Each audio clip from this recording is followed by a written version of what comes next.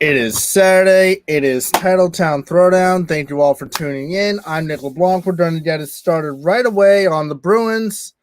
We're going to get into the Red Sox a little bit and the Patriots quarterback situation-wise and all that other happy jazz. But anyway, right now, let's just start on the Bruins. All right, let's get them going. I got a bunch of thoughts on Boston, so here we go. Another it was a quasi good season for the Bruins. Okay, was it a great season? Flashes, definite flashes, but all in all, it wasn't a huge bad season for the Bruins. But what does it end in? Another pathetic end to the year. Again, like how many more pathetic ends are we going to see out of this Bruins team? We saw pathetic end after pathetic end pre-Stanley Cup championship in 2011, and we've just seen more constant disappointment for the Bruins post-championship 10 years ago. So let's break it all down. Okay, after the Stanley Cup in 2011, we're all happy, gushy, like, oh my God, the Bruins have finally won the cup again. Let's do it again. Choke against the Capitals in Game 7 at home in the following year. Losing the Stanley Cup final in the pandemic-shortened season on what was a horrendous 90 seconds of goaltending by Tuukka Rask. You won the damn President's Trophy, and then Montreal just absolutely claps your ass. Still won 7, but Montreal's a better team that series. Don't let that fool you. 15-16, you missed the freaking playoffs. And after you had a chance to clinch a spot in the final game, 2-3 games, and you choked that, you pissed that one away too. You fired the coach during the following next season. You get to the playoffs, and it's like, okay, who the hell really expected anything out of you? Did anyone really expect anything out of you? No. Secondly, all right, now Cassie takes over. You get your asses handed to you in round 2 by the Lightning in 2018. You pissed away the opportunity to win the Stanley Cup on home ice in 2019 to the St. Louis freaking Blues, whose goaltender was a former prospect of yours. Now, have the Blues done anything since then? No, they've had back-to-back first-round exits, but that's besides the point. You pissed away an opportunity there. And then, let's see. Get your asses absolutely handed by Tampa Bay again last year in the bubble. This year, you actually had a shot against Islanders, and you absolutely rolled over like a freaking dog in Game 6 and did nothing. You rolled over and played freaking dead. You rolled over and played dead. And who was the first person to roll over and play dead? Your goaltender. Because guess what? However the goaltender plays is how the players tend to play sometimes. So they see the goaltender playing badly. Oh, guess what? Monkey see, monkey do. You play dead. Look, Game 5, the Bruins, despite the loss, and despite the Islanders being the better team, really, and for a good chunk of that game, you're the better team in that third period. You outshot them. You outchanced them. You outplayed them in that third period, and you got within 1 and lost. But I give you a pass for Game 5 because it actually had the freaking sack to try to come back and win that game. Game 6, like you didn't want to freaking be there. After the second goal for the Islanders win, it's like, yep, okay, that's it. We're done. Game over. Thanks for coming. Not an ounce. Not an ounce of effort.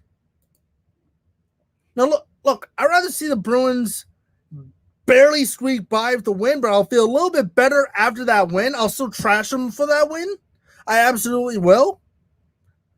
But I'll feel a little bit better knowing that they still came back and won that game. They had good times of stretches.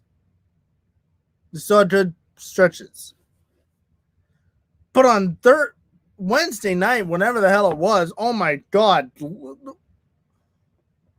Was there any effort put in there at all? I don't think so. And it all started with the goaltender. And now Raz comes out with his yearly excuse. And look, the teams uses constantly. Yeah, they do. Okay, let's be honest. They really do.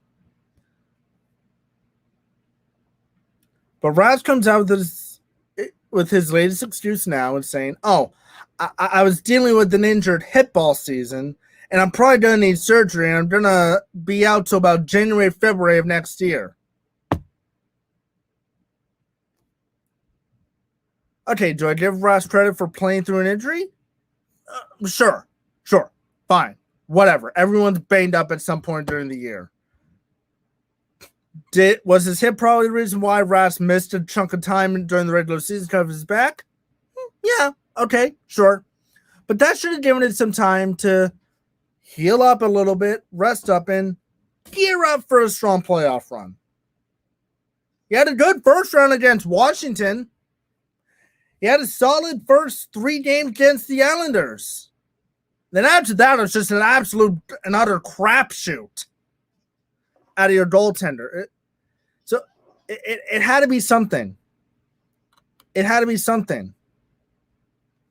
Mike D'Antoni said if he was hurt, the loss is on Cassidy for playing him. Yeah, sure, you could put that on Cassidy for playing him. Absolutely. No. You can fault Bruce Cassidy. Just look, if Cassidy knew he was hurt, why the hell are you trying him out on the ice to give up 4 or 5 goals on 16 effing shots? Why? Look, the Bruins have won the series still, and if Jeremy Swayman played, probably not, but at least the goaltender was going to be healthy and try to make some more acrobatic saves and actually legitimately have given you a chance to win this game. Giving you a legit chance to win this game, to win this series or a game, to send this thing back to Boston. Game 7 would have been last night. Game 7 of this series would have been last night, but instead, here we are on Saturday talking about how the Bruins pissed away yet another opportunity. And now because you had hurt goaltender. Who else is dinged up? If anyone on this Bruins team that I would accept an excuse for an injury reason, but didn't affect their performance, is the top line of Bergeron, Marchand, and Pastrnak, because those are the only 3 guys that actually showed up and gave a damn this series. They're your only goal scoring. Where the hell was Hall this series? Where the hell was David Krejci? But then where's Krejci 95% of the time in the playoffs? Your defensive core sucks. Your only reliable defenseman and healthy defenseman is Charlie McAvoy, and he even didn't look that great. Now look, is that to say that the Bruins' depth at defense killed them? It's there. It's definitely there. But was it the main reason? No, because you had guys like freaking Connor Clifton and Mike Riley, 2 guys that can't play with each other, absolutely sucking, out of position, turning the puck over to in the defensive zone, and leaving your goaltender out to dry. Then Raz left himself out to dry too, so that's another portion of the equation.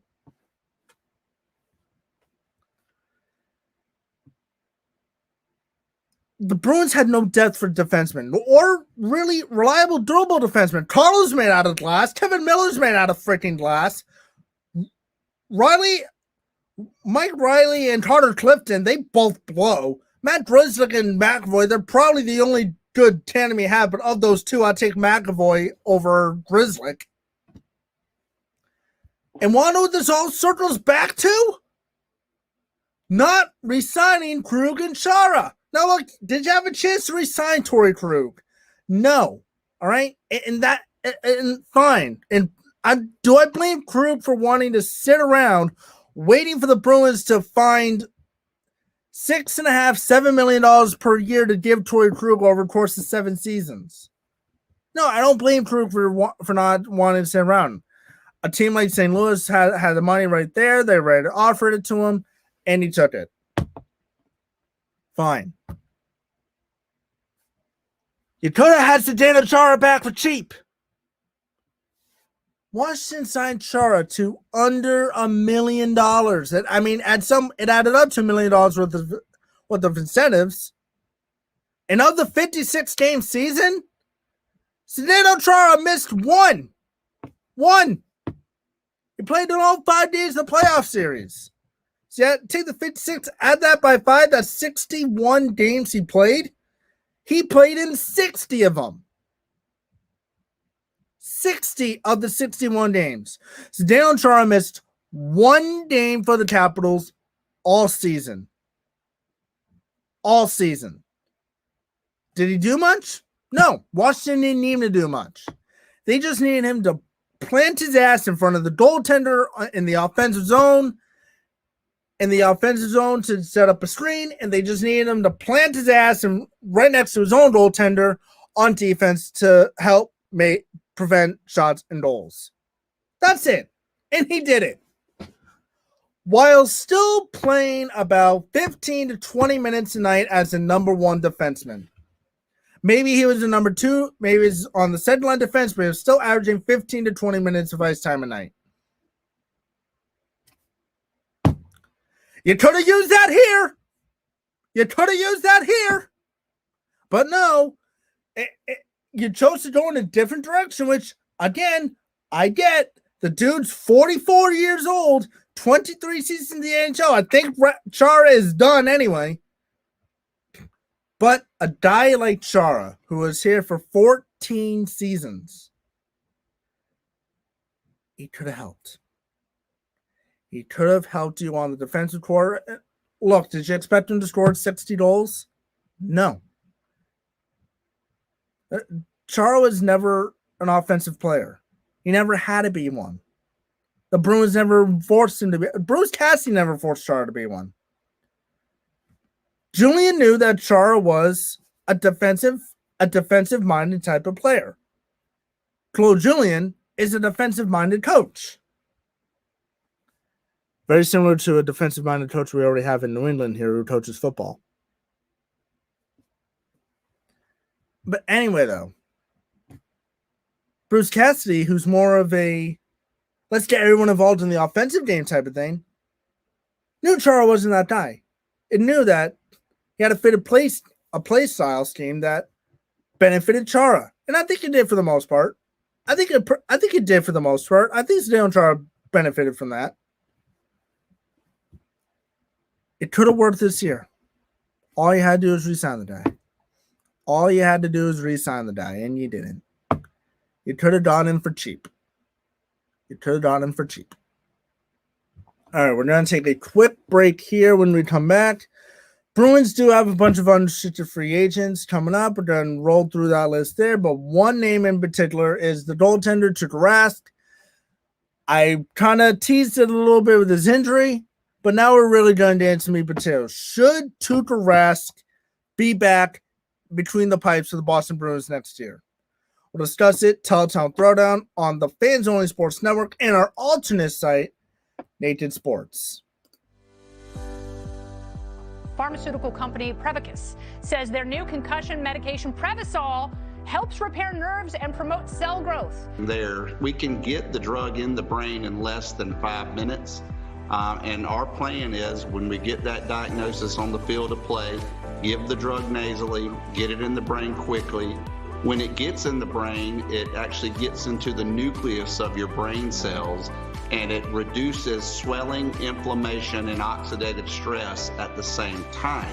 When Jake and I first talked about this many years ago, one of my first questions was, will this help me? And he goes, no, this is for treatment immediately when a concussion or you think a concussion has occurred. Yeah. The acute problems that exist later on in life, if we can take care of these at an early age and start getting some of these things to our children and grandchildren, you know, and I think we can make this game, our game, football, a safer place. And so the whole goal is we're trying to make the game safer. And so Odyssey and this drug, we believe, can be a game changer in so many different ways.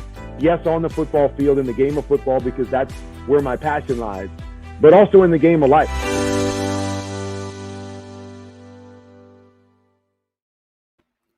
Odyssey Group International helping try to help the NFL with concussions and all youth sports of making athletes easier. You can find Odyssey Group International at www.odysseygi.com. All right, so more on the Bruins. Season's over. Boo-hoo. Thank God. Put the Bruins out of their damn misery. Tudor-esque. All right. He's had a very, let's say, a mixed bag of emotions here in Boston. Let's just say that. It's been a mixed bag with Tudor-esque. First came out on the scene in 2010 when he took over Tim Thomas, who was injured most of that season, and was the starter in the playoffs. Got the Bruins to round 2, only for us to watch the Bruins piss away that series against the Flyers and lose that series in 7 games after having a 3-0 lead. Go figure. 2011, him and Thomas made a really good goaltending tandem, and Rask won the Cup as a backup. Okay. 2012, again, he was the backup, but, it's showing why he could be the starter here. 2013, Tim Thomas didn't want to come back, so Rask takes over. Had a pretty good year, helped lead the Bruins to the Stanley Cup final, but lost in Game 6 after a horrendous 90 seconds of a defensive play and goaltending. 2014, he won the Vezina Trophy, helped lead the Bruins to the President's Trophy, only to lose in round 2 again. All right, so 3 years of Rask as the starter. Round 2, lost in Cup final. Round 2. A little bit of consistency, though. Right? 15 and 16, you missed the playoffs, but Tuukka Rask did not play bad in those seasons. He was just exhausted at the end of the year because he had played like 70 games because his backup goaltenders sucked. They sucked. With the Capitals sucked. And also, too, Rask pansied out on the last game in 2016 when all the Bruins had to do is beat the Ottawa Senators, and you go to the playoffs as an 8 seed. What does Tudor say? Oh, my tummy hurts. And you get blown out by freaking Ottawa. That was the start of the sign to see that Rask might not be the guy here. 2017, still play a lot of games, but the backup play became a little bit better, so Rask had to play 70, 65 games a year, so I had to play a bunch of games, though. That was the Anton Khudobin time, and Khudobin was finally figuring it out. And also during that time, Bruce Cassidy took over, and the play improved in front of him and on the offensive side, so a little bit of pressure was taken off Rask. Bruins made the playoffs. No one expected them to do anything in those playoffs. You lost in the first round, but that's the only time in my memory, and that Tuukka Rask has been the goaltender of the Bruins, the only time the Bruins have had a first-round exit with him in between the pipes. And it was a close series, too. Like, don't let, you lost in 6 games and you're dominated in two of the 6. But don't let that fool you, though. Tuukka Rask still played pretty well to help get you there and kept you in that series. Did he win that series for you? Did he steal it? No. But fine. Whatever. 2018, much better team. First full season under Bruce Cassidy. Round 2, you get your asses handed by Tampa Bay. Rask did not look good in that series. He actually got pulled in one game. 2019, he in the playoffs from game number 5 of the Toronto series all the way up to game 7 of the Cup final. He was a goaltender that was staying on his freaking head. Didn't allow no more than 3 goals in a game. And if he gave up 3 goals in a game, you knew it was an off night, but the offense picked up for it. And he still made incredible saves. He gets you all the way to Game 7 of the Cup final. He crapped the bed, but then so did you as the whole collective unit. You crapped the bed. And then also, these past 2 seasons, he left the bubble. He left the bubble for a family emergency, which he explains the reason. Okay, fine, but he wasn't mentally there. But Ross was never mentally checked into the bubble anyway, so that was the major concern anyway. That's why a lot of people like me still gave him a bunch of crap for it. He wasn't mentally in there. He wasn't mentally tuned into the bubble, and that was an issue. This year, mentally tuned in, ready to go. He looked good. Caught the bed of the final 3 games against the Sounders. After he stole you the Capital Series. He stole you that series because he shut down guys like Ovechkin, Oshie. Tom Wilson didn't become much of a factor after game 2. He's too harassed, shut down the top guys of the Capitals, and you won that series. If he didn't shut down guys like Ovechkin and Oshie, or Backstrom or Carlson, Washington would have won that series. Handily. But no, he stole you that series. So, yay, Tuca. Yay, you stole us a series. Woohoo! What happened in the last 3 games in Sounders? He crapped the bed. He rolled over like a freaking dog. Gave up. And then he comes out and says, I'm not going to be able to play hockey again until January, February. And yet this buffoon that wants to come out to the Bruins? And Charlie Coyle, or either yesterday or today, this morning, one of the two, calls all the two Rascators bozos. Charlie, we can say whatever the hell we want, first off.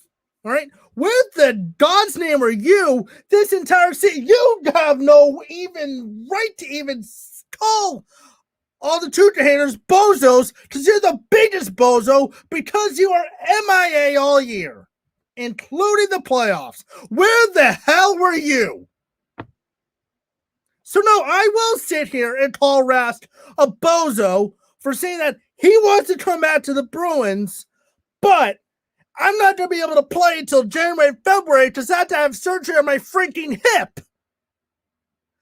And you're calling us bozos for crapping on Rask? You're the biggest bozo because you didn't even show up. I forgot you were on the ice 95% of the time because of how bad you were. So Charlie Coyle, put a freaking sock in it. You were nowhere to be found. So now back to you, Mr. Rask. You want to be here, get a nice long-term, comfy, cushy deal to be the starting goaltender here, but you come out in your exit interview and say, I'm not going to be able to play hockey until January, February. 60% of the season will be over by then, you freaking Fruit Loop. And you want to come back. No, I'll take my chances with Jeremy Swayman and Daniel Vladar in between the pipes. You can keep your ass in Finland and recover from your surgery. I'm done with you. And as a Bruins fan, I hope you're done with the rest also. With the excuses, the poor play in the playoffs. And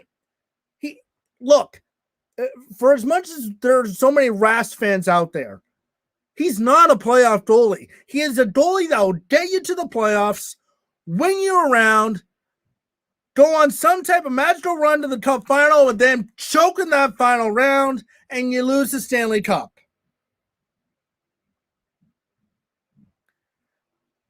Now, granted, 2019 was a completely Rast fault in Game 7.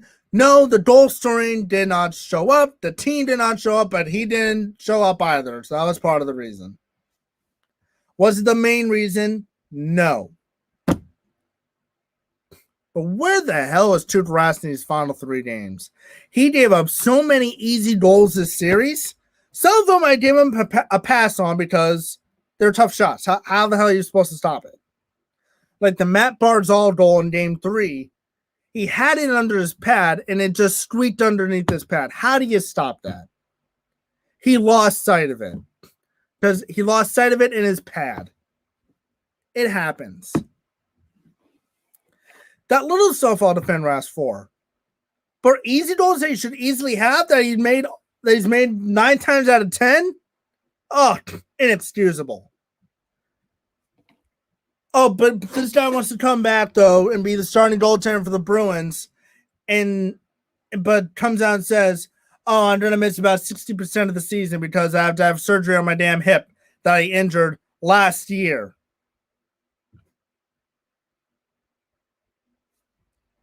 Ross said he injured this last season in the bubble, which is one of the reasons why he left the bubble, allegedly. My question is this. If you knew about this freaking injury back in July of August of last year, why the hell are you getting surgery on it now? You could have gone in August of last year. You could have came back in February, March. Halak would have done fine. Chances are the person is still probably playing hockey right about now. The Bruins are still probably playing hockey right about now, or maybe not. We don't know. But if you got it last August, you came back and say February, March. All right, the same result happens, and you come out and say, I want to still be the goaltender for this team, and I'll be ready to go for the start of the season. Fine. I'll look into it. The fact that you still have the audacity to say, I want to be with the Bruins, I hope to get something done, but I won't be able to play hockey until at least January after the surgery. What's the point? Keep your ass in Finland. Keep your ass in Finland or sign somewhere else on a 1-year deal who's going to be patient with you. Go to Seattle. They'll be patient with you. They don't care. They're probably going to finish middle of the pack anyway. Maybe even dead last in Seattle. Who the hell knows? Because Vegas, for one thing, before we get back to wrestling, Vegas has set the bar so freaking high for the Kraken next year. The Kraken are going to struggle. Because the Kraken want to try to duplicate what the Golden Knights did. Ha! Bad chance. Good luck with that one. But back to Rasso. Go to Seattle where they'll give you the time of day. Go to Seattle where they'll give you the time of day. Go to Anaheim, they'll give you the time of day. Go to LA, they'll give you the time. San Jose will give you the time. Arizona will give you the time. Freaking Vancouver might give you the time. Maybe Calgary will give you the time. Ottawa, possibly. Buffalo, especially for Buffalo, but that'll be a perfect place for him. They have zero expectations of Buffalo. Oh, that'd be a perfect place for Tuukka Rask to go. Go to Buffalo, you bum. That's where bums go. Yeah, and you're a bum. But all those teams I listed, those are teams that will give Rask the time to get healthy and possibly practice with the team too. You're playing here in Boston, we give you absolutely zero time. It's either you're ready to go or you're not. If you're not ready to go, next man up. Screw you.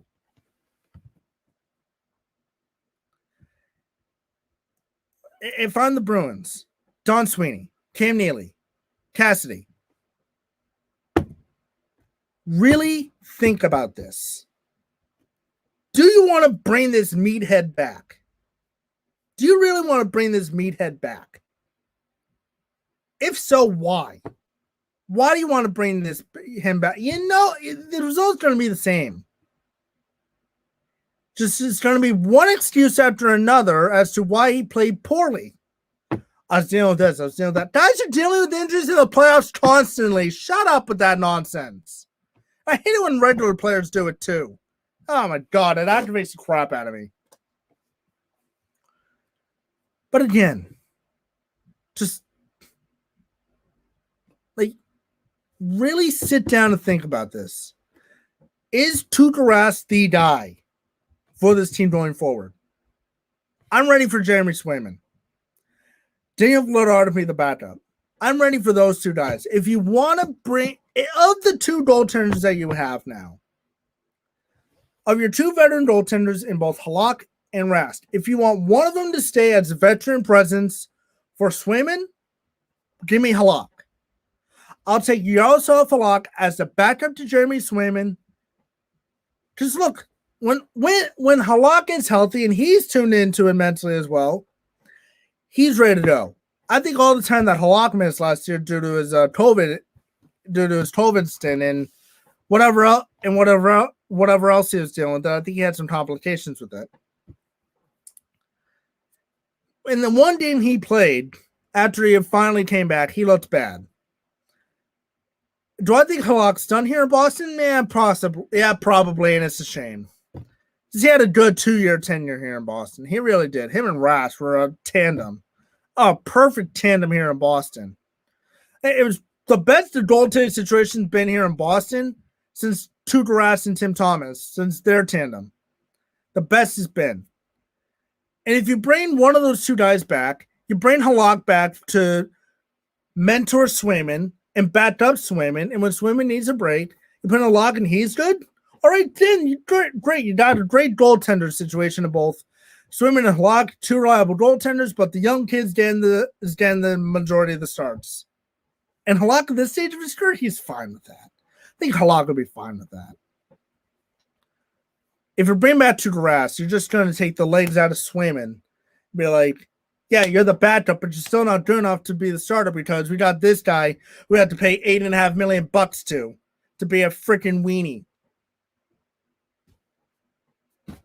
Sorry. My thought on Rask right now, how it's just excuse after excuse after excuse. I'm sick and tired of it. I'm done with it. I don't want to deal with it anymore. Go to the Kraken, go to the Kings, go to the Ducks, go to the Sabres, go to the Senators, go anywhere that's willing to deal with your carcass and put up with your crap. Not here. As a Bruins fan in a big market like the Bruins are, forget about it. You're done. And it has to be guys who actually give a crap about hockey. You're not going to hear it from ownership. The J-Dubs family, and I heard this on the radio the other day, and it's honestly pretty true. As long as there are playoff home games, they don't care. They rather Jacobs, he'll put up with BS. He'll put up with BS. All right? He'll put up with bullcrap. He'll put up with the excuses. He'll put up with the constant playoff disappointment because you're giving him home playoff games. That's all he cares about. The guys who truly care about the team and the hockey side of it, Sweeney and Neely, think long and hard. Of all your restricted free agents, and there's quite a few of them, I'm done lists to the top three. Rask, Krejci, and Hall. Of those three, if I had to pick two, I'll take Krejci and Hall back. Screw Tuukka Rask. Really, of those three, I just want Taylor Hall. Bring me back Taylor Hall. If you want to bring back Krejci, it better be on a team-friendly deal. Fine. But do not bring back the goaltender. And I think a majority of Bruins fans will agree, it's time to move on. That ship has sailed. It's time to move on. All right. Enough Bruins bashing for this week. I'll probably bash them as the offseason goes on. It's fun to bash the Bruins. It's fun to bash these teams, okay? For those of you who don't know me personally, I just absolutely bash the living crap out of all the Boston teams, and I take pride in it. I'm a Boston sports fan. All right, don't get that wrong. I got my other teams in other leagues. I don't talk about them as much because it's just too much fun bashing on the local guys. It's so much fun. I enjoy doing it. I do love all of our teams, but also love to bash on them too. All right, Red Sox, tough stretch. It's not terrible. I wouldn't say it's great either, but they're swimming around 500, which is probably a good thing. All right, Red Sox up next after this message again from Odyssey. Pharmaceutical company Prevacus says their new concussion medication Prevacol helps repair nerves and promote cell growth. We can get the drug in the brain in less than 5 minutes. And our plan is when we get that diagnosis on the field of play, give the drug nasally, get it in the brain quickly, When it gets in the brain, it actually gets into the nucleus of your brain cells, and it reduces swelling, inflammation, and oxidative stress at the same time. When Jake and I first talked about this many years ago, one of my first questions was, will this help me? And he goes, no, this is for treatment immediately when a concussion or you think a concussion has occurred. Yeah. The acute problems that exist later on in life, if we can take care of these at an early age and start getting some of these things to our children and grandchildren, and I think we can make this game, our game, football, a safer place. And so the whole goal is we're trying to make the game safer. And so Odyssey and this drug, we believe, can be a game changer in so many different ways. Yes, on the football field, in the game of football, because that's where my passion lies, but also in the game of life.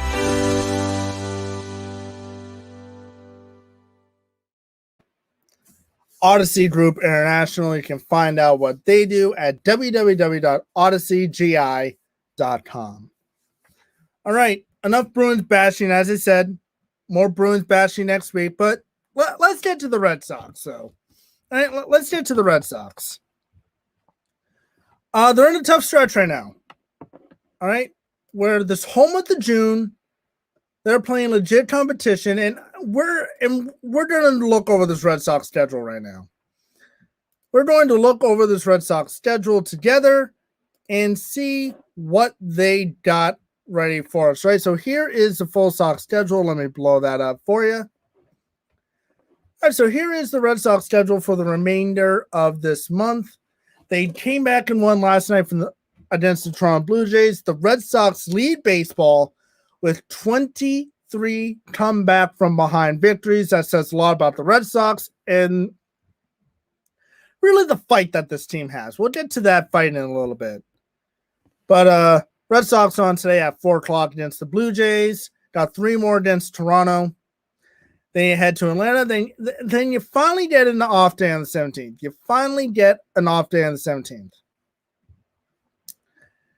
You're in Kansas City over next weekend. You got an off day there. Then you go to Tampa Bay, and then you welcome in the Yankees, and then you got the Royals heading into July.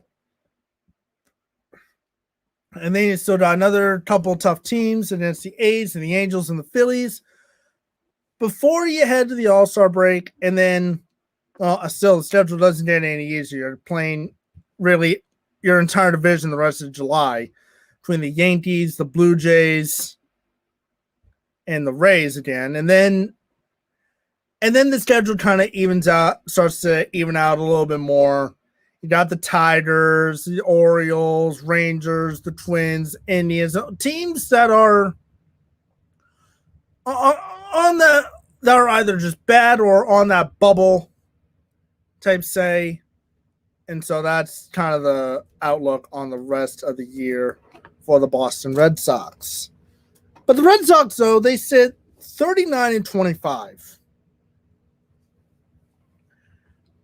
Raise your hand if you thought the Red Sox would have a winning record, 14 games above 500 on June 12th. Not me.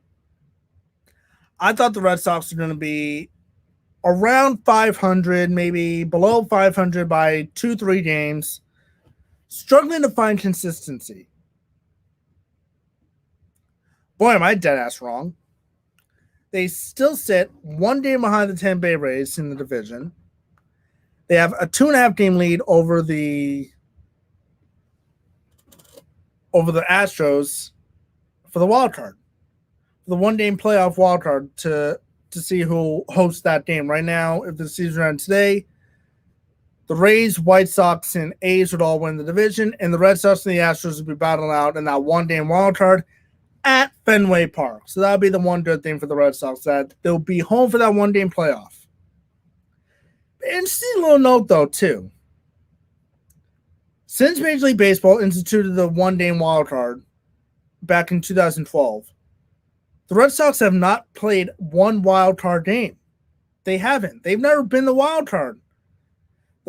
It's either been Red Sox missed the playoffs altogether, or they won the American League East and go straight to the LDS. Now, listen, you want to go straight to the LDS. You don't want to deal with that one-game playoff because one game decides the whole season. One game decides your entire season.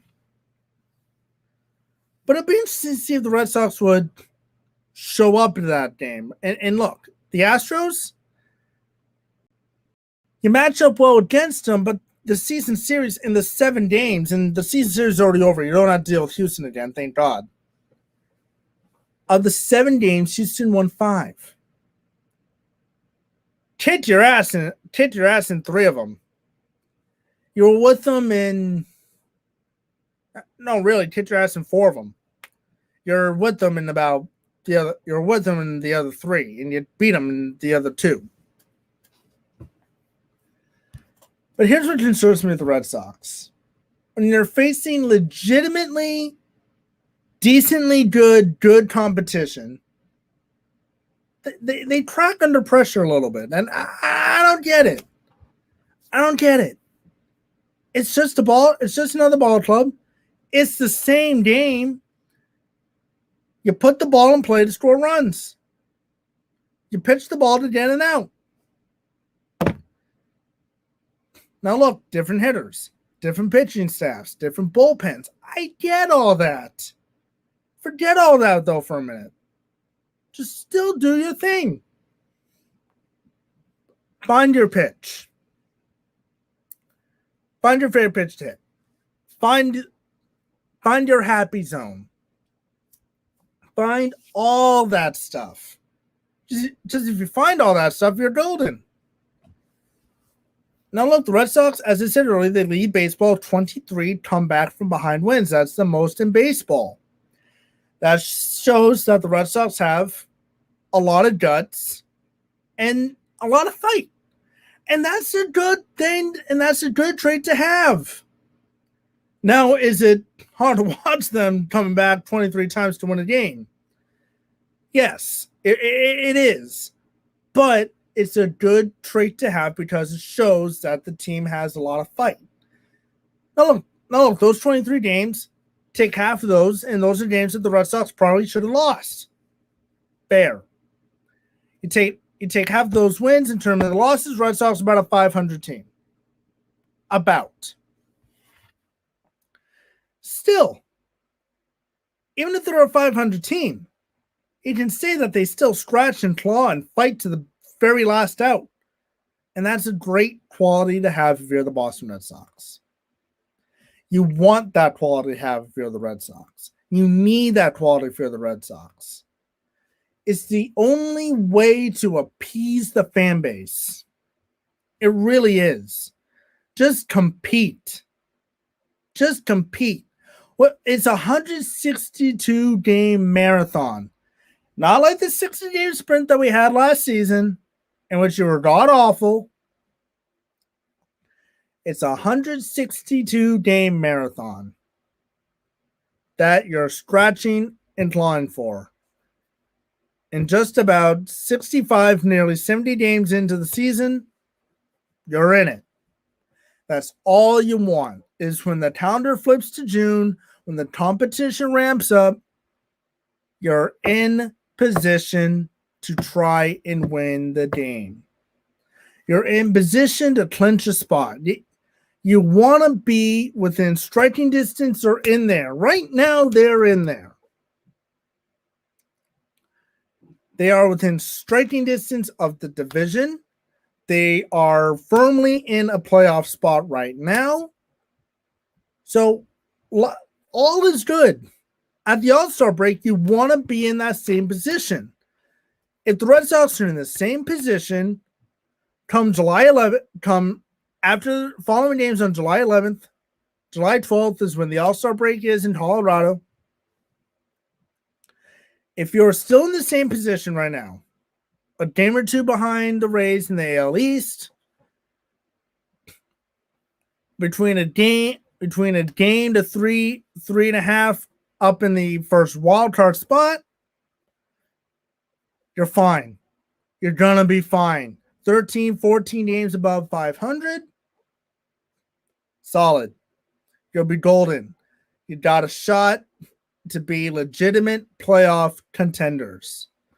World Series contenders, well, it depends what the Red Sox plan is at the deadline. And this is what's going to fear me, that the Red Sox are just going to stay pat at the deadline. Would that be a bad thing? Not necessarily.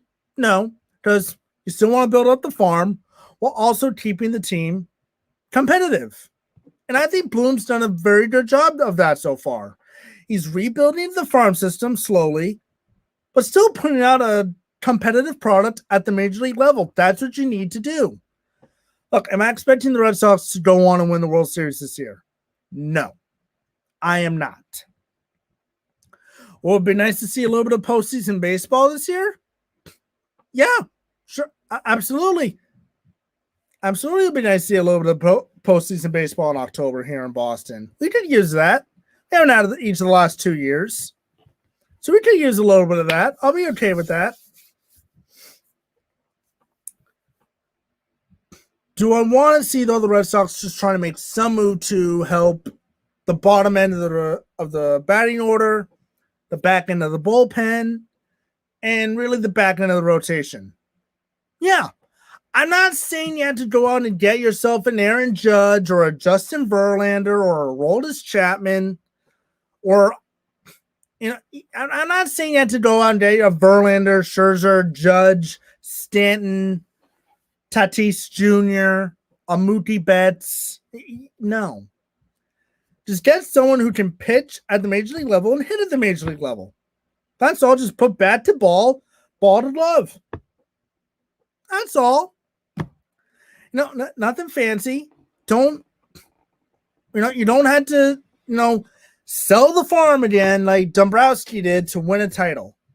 Not saying you have to do that. I'm not expecting the Red Sox to win a title between now and the next 5 seasons. I'm not expecting that. Frankly, it probably won't happen. I say that now, they probably will go on to win a World Series. And then that banner right there will have to be updated again. Which wouldn't be a bad thing either. But anyway, though, I do want to see the Red Sox be buzzing around at the trade deadline. I just don't want them to see them to stay pat at the deadline. Did they just stay pat and roll with what they got? They're going to be in trouble not only come towards the end of the season, but they'll be in major league trouble come the postseason if they get there. So I just want to see the Red Sox do something. Right now, in this 11-game stretch, they're 6-5. Not great, not terrible. Hovering around 500. Game over. Fine. If you can get out of this month 500 or better, you're in good position. You'll be in good position. Because, again, in July, it'll get harder. But then come August, it'll get a little bit easier. You'll play a little bit of lesser competition, and guys who are right around the middle of the pack in the bubble, who by that time will either know where they are. So by August is when the games will probably start to mean something. Who knows? Maybe Toronto to fall off and their games start to be meaningless. And who knows? Maybe the Yankees could fall down. The Yankees could fall and their games to become meaningless. I doubt it, but it's possible. All right, one last quick message from Odyssey. Want to end with something about the Patriots, and then we'll wrap this puppy up. TitleTown Throwdown on all the Fans Only Sports Network platforms, and our alternate site, Naked Sports. Pharmaceutical company Prevacus says their new concussion medication Prevacol helps repair nerves and promote cell growth. We can get the drug in the brain in less than 5 minutes. And our plan is when we get that diagnosis on the field of play, give the drug nasally, get it in the brain quickly. When it gets in the brain, it actually gets into the nucleus of your brain cells, and it reduces swelling, inflammation, and oxidative stress at the same time. When Jake and I first talked about this many years ago, one of my first questions was, will this help me? And he goes, no, this is for treatment immediately when a concussion or you think a concussion has occurred. Yeah. The acute problems that exist later on in life, if we can take care of these at an early age and start getting some of these things to our children and grandchildren, you know, and I think we can make this game, our game, football, a safer place. And so the whole goal is we're trying to make the game safer. And so Odyssey and this drug, we believe, can be a game changer in so many different ways. Yes, on the football field, in the game of football, because that's where my passion lies, but also in the game of life.